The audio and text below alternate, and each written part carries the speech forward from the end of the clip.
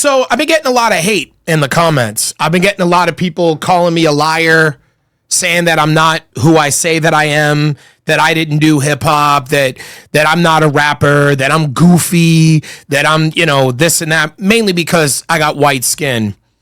And it's kind of sad because, me coming into the hip hop game in the 90s, it felt like in the late 90s, early 2000s, like we were beating racism because of, how accepted we all seem to be. Blacks and whites and browns all hanging out with each other, uniting around this beautiful art form called hip hop. And of course, now we live in a world where, these fucking idiots come on my YouTube channel and they see a white face and immediately think like, you don't look like a rapper and you're not famous, so you never did anything you say you did in your life. You're just a white man appropriating my culture or some shit. So this is what we're going to do.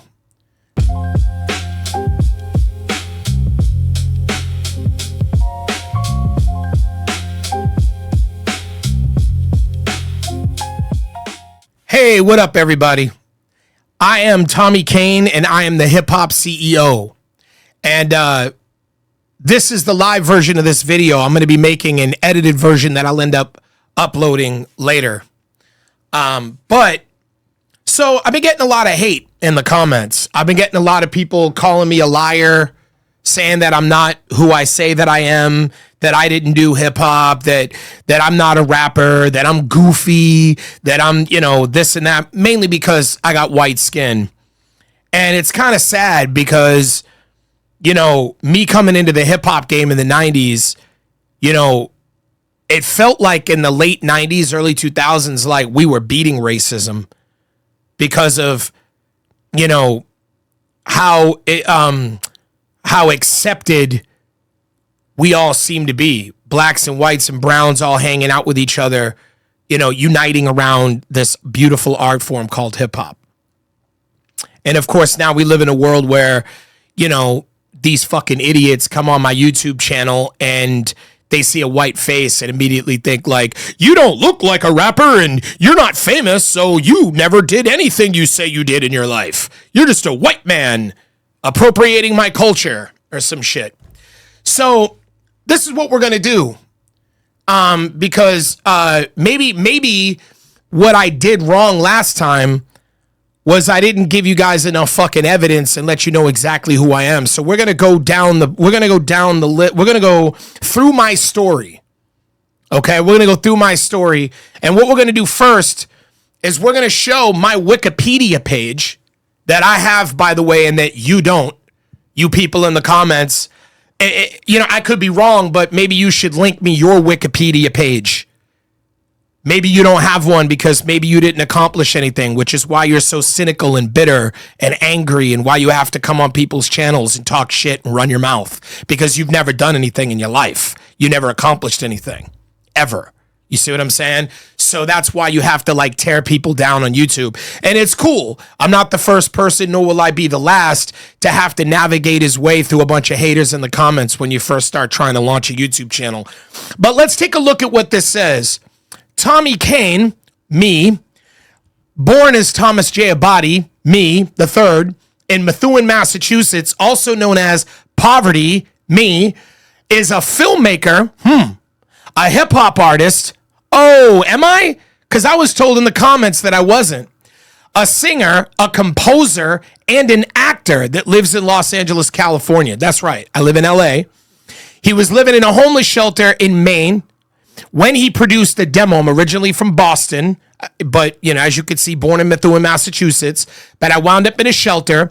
I produced a demo that was picked up by Artist Direct Records, which was the new label that was created by the former owner of Interscope Records, Ted Field. Then I moved to LA in 2001, which is what I said. And I wrote for Seth Binzer of Crazy Town. Come my lady, come my lady, you're my butterfly, sugar, baby. Yeah, I wrote songs for that dude. All right. So now, by the way, he loved hip hop. Even though he was most known for rock, he was a huge hip hop fan. That's why he ended up liking me. He took me off the streets when I was a homeless kid, and he brought me to LA, which is one of the most beautiful stories ever because he was famous. And he just took a random homeless kid off the street. And we're going to get into my homelessness and my story in a minute, but basically through my relationship with Seth, one of Kane's demos, me, wound up on the desk of Jimmy Iovine of Interscope Records. I know y'all heard of him, right? Eminem, Dr. Dre, like all those people. I'm sure you've heard of him, right? So now, let's see what it says. Eventually won a bidding war to secure the right to produce Kane's music, me. However, plans to release his album Rise from Ruin foundered in the wake of problems at the label. And it did, because the label had problems. Not because I was shelved, not because of anything I did, not because I didn't put out a good song. The record label ran out of money. They had problems. And Kane was approached by Kanye West. That's right. Kanye West wanted to sign me. Kanye West loved me. And he probably still does. He probably still does. And if you were to, in fact, in my album, many believe from back in the day, my producer Desmond Powell showed him my album before he dropped his first record nationally. And a lot of people think it inspired it. I don't want to jump the gun. I would rather let Kanye tell you that. But at the end of the day, that's what a lot of people believe that are in my circle and in my camp. So now we move on. The album was released. By the way, also I was approached by The Game. I was in a movie with The Game and Tyrese Gibson called Waist Deep. And The Game loved my music and also wanted to sign me. Why didn't they sign me? Because my label tried to charge them $250,000 to get them to take me off the label. And that's why. That's why they didn't sign me. So now that being said, in 2006, Kane had a small role in the film Waist Deep, I believe I just said that. Then I went on to make my directorial debut after I scored a few films, and I made my own movie called New Shoes, which went on to go to the Cannes Film Festival and become an award-winning film at the American Pavilion. And I got an 8 out of 10 review on Film Threat, and it starred Jacob Moran, who went on to star in the Black Phone. Okay?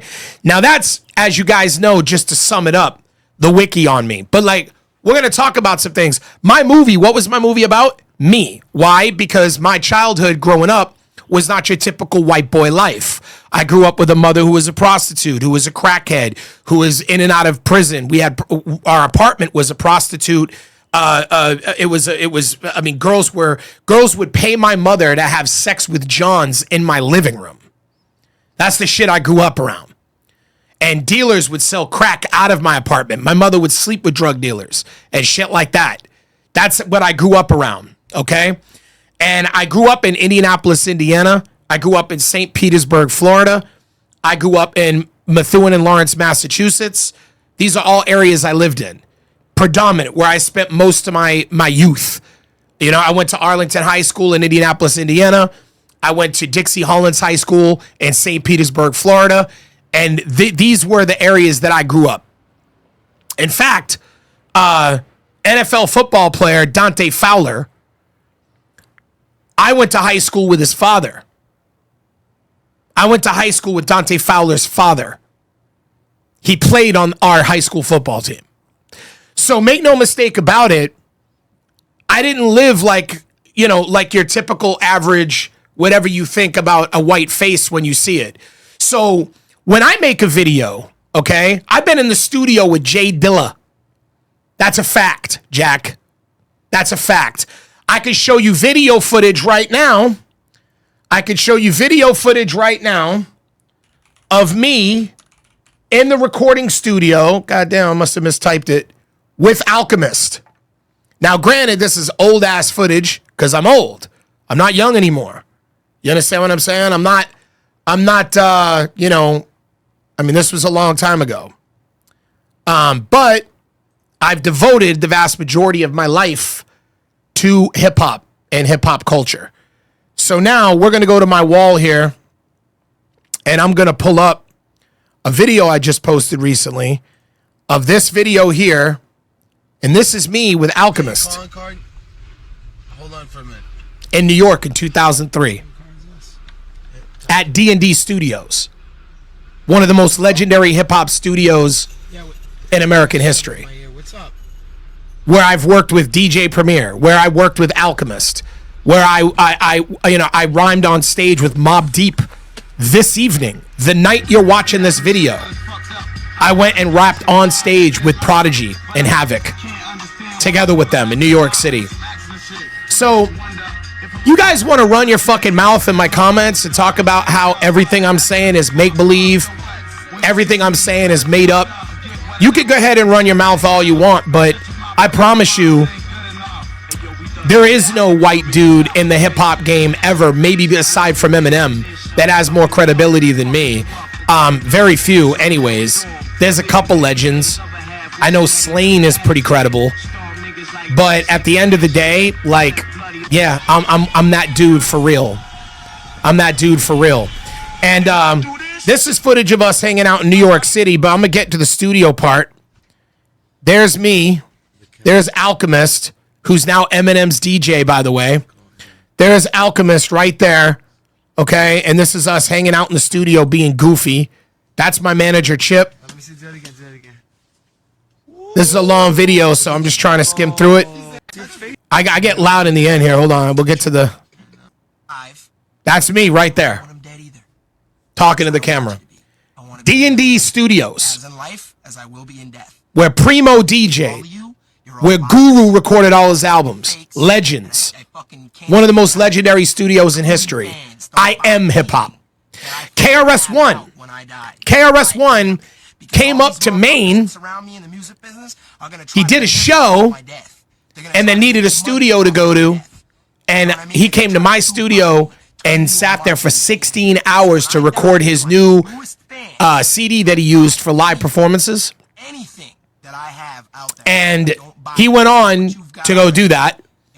And in the time that we were sitting in the studio together for 16 hours, he asked me about my life, my story, how I got into hip hop. And you know what he told me before I left? He said, Poverty, I just want to tell you, you're hip hop. You are the culture, and don't ever let anybody ever tell you different. So this is the deal. If I die, so people like you that come on my comments talking out your ass about, you know, oh, you didn't do what you said, or I see a white face and he calls himself hip-hop CEO, and how can a white man call? Because I'm hip-hop. That's why. My whole life's been dedicated to it. Most of you are probably young and don't even know your asshole from your fucking face. But at the end of the day, I don't really give a fuck. Don't come on my channel questioning me or my credibility or who I am or what I did. My name is Tommy Kane. I have songs on Spotify. I have a YouTube channel that you can look up that has all my fucking music on it. And since you want to question the bars, you know, we could do this too. You know what I mean? Since you want to question the bars, all right? All right, we could do this too, all right?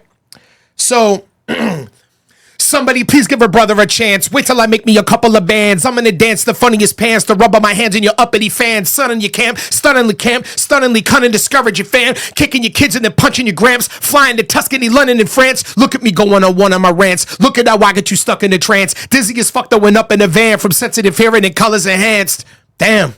Damn, all of these women is shunning their man. Rappers complaining, we'll bump in my jam, cause Tommy be doing what none of us can. Fucking right, cause I'm the fucking man. You king sucker of the sucker land. You a knucklehead and I'm a rubber band where I bounce back.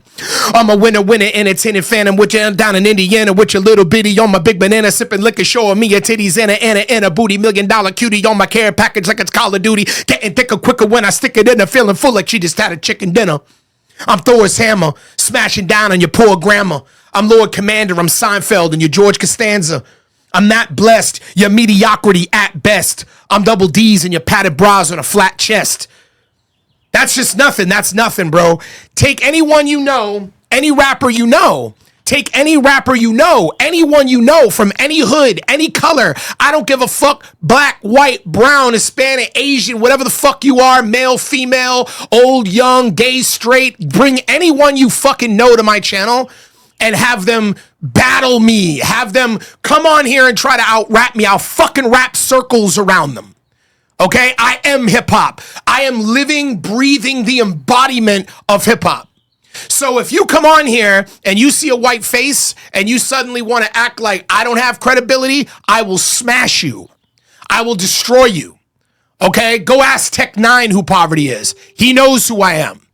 Okay? Go ask 50 Cent who Poverty is. He knows who I am. I opened up for him in front of 15,000 fucking people. Okay? Go ask these people. You got industry connects, you're somebody, go fucking verify who I am. Because this is the last time I'm going to ever feel the need to get on here and defend myself. I'm going to make this video one time, and anytime here on and from forever after. The funny thing is, my show ain't even a hip-hop show. It's not even a hip-hop show. I made one video, and I called Drake the GOAT, and I stand on it. And by the way,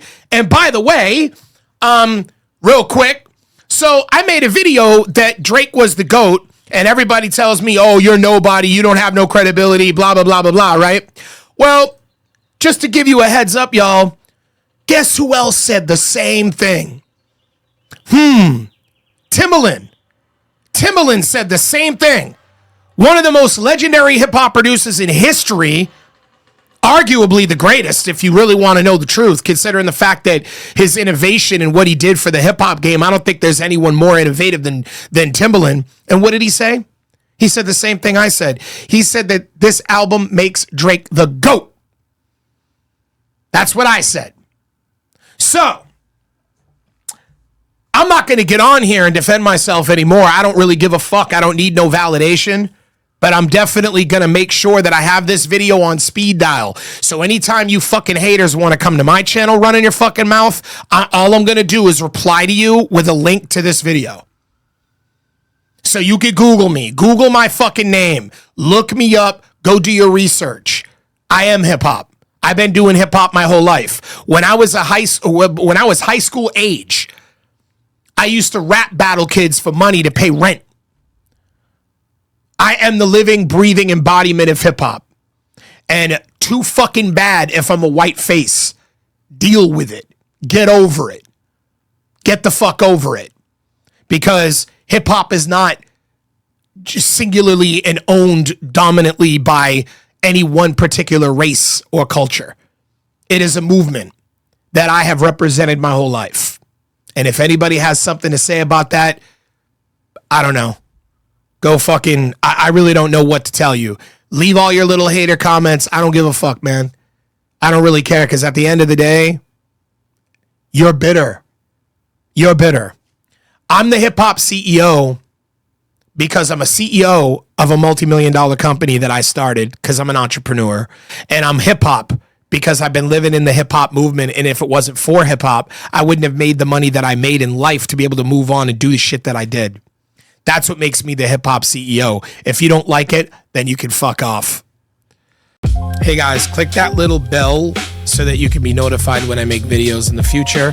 Please like this video. Likes are very important, and leave a comment. Thanks for watching.